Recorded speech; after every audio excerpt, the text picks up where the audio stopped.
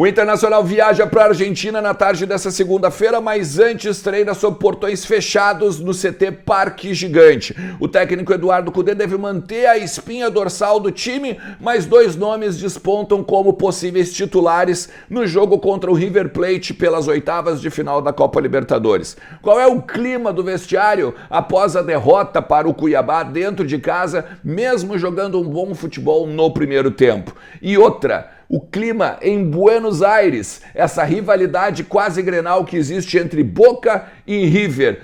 Qual vai ser o River que o Internacional vai encontrar no Monumental de Nunes? A gente vai falar sobre tudo isso agora. Fica comigo depois da vinheta.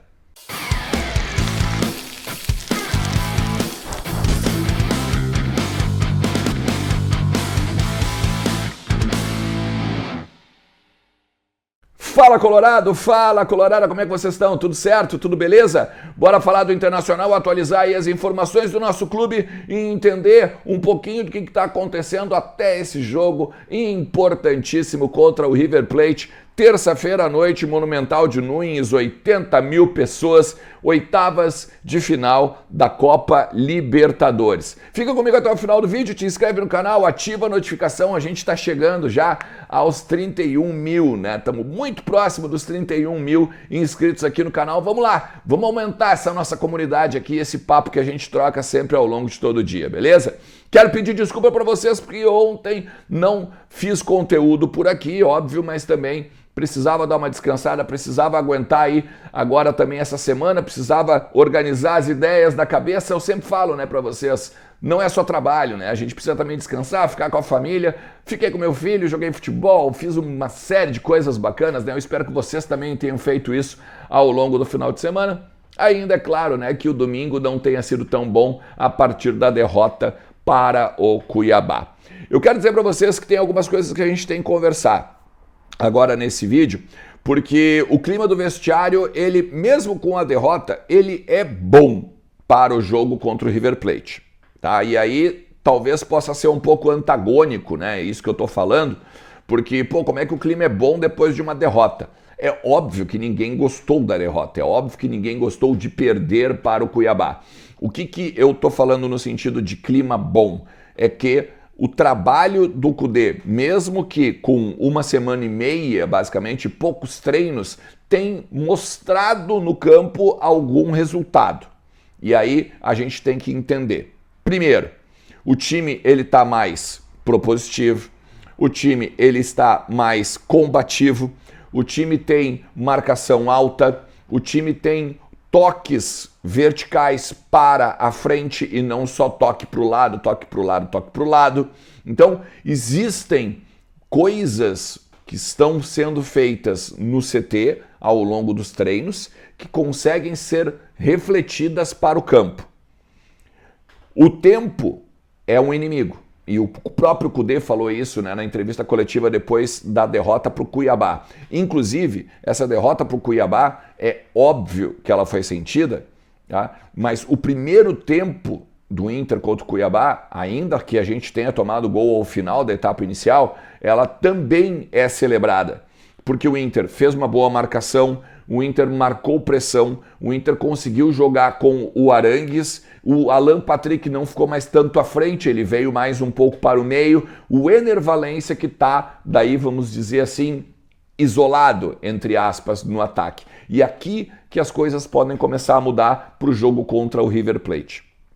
Como eu disse no início do conteúdo, o Inter ia fazer um treino fechado, agora fez um treino fechado agora na manhã dessa segunda-feira, e aí os repórteres não tiveram acesso, mas existe uma expectativa de que dois jogadores possam estar ganhando vaga no time do Cudê. O primeiro deles é o Maurício, e aí seria na meia direita, no lugar do Depena. E aí essa mudança ela é importante, porque teríamos o Alan Patrick pela esquerda para jogar como um meia armador, temos o Maurício também como um meia armador e o Arangues para dar o tabelamento, né, do primeiro volante com o Johnny, que ainda deve ser mantido no time.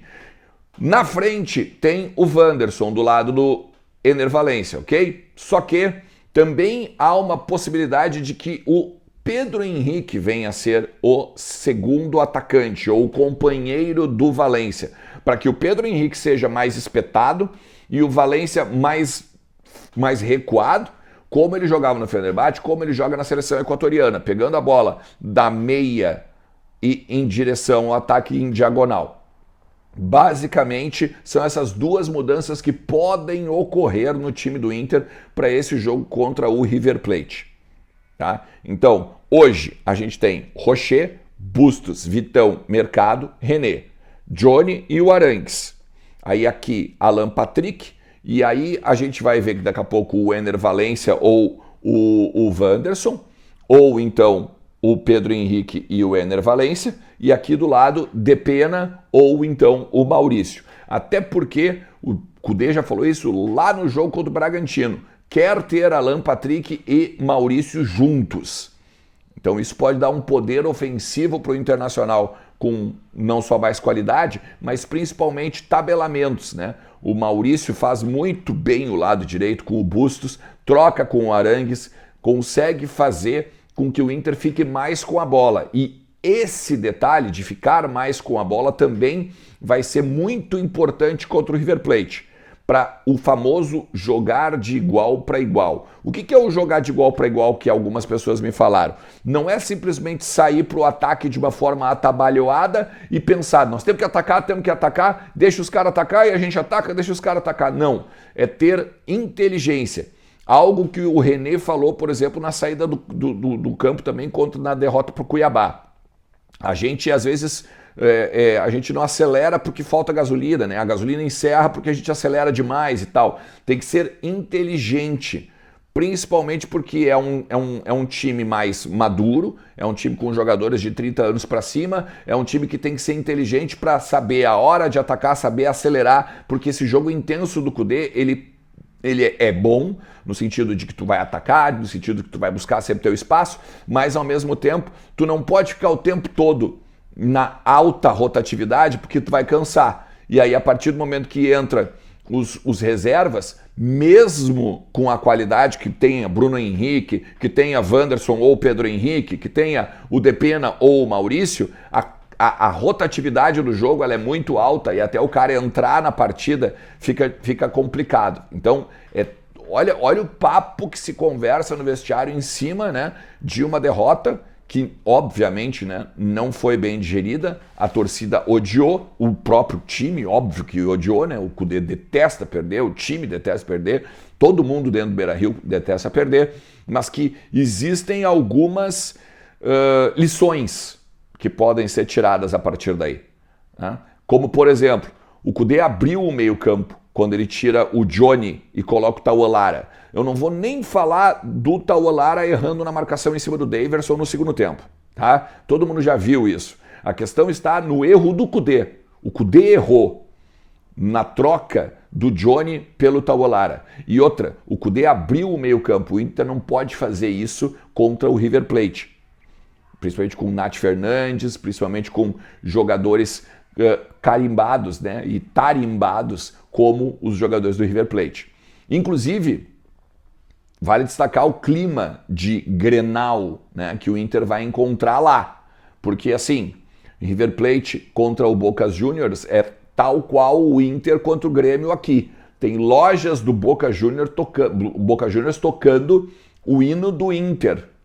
Um hino do Internacional para já entrar no clima. Os chineses já disseram que vão torcer para o Internacional e fazem aquele clima de vamos lá que dá para vocês passarem do River Plate. Inclusive, mesmo com o campeão argentino, mesmo com vamos dizer assim, aquela questão de ser favorito, né? O próprio Kudê falou sobre isso, mesmo com uma espinha dorsal ou um trabalho do Demichelis muito mais consolidado que o do Kudê, existe sim o pensamento dentro do vestiário de que é possível passar do River Plate.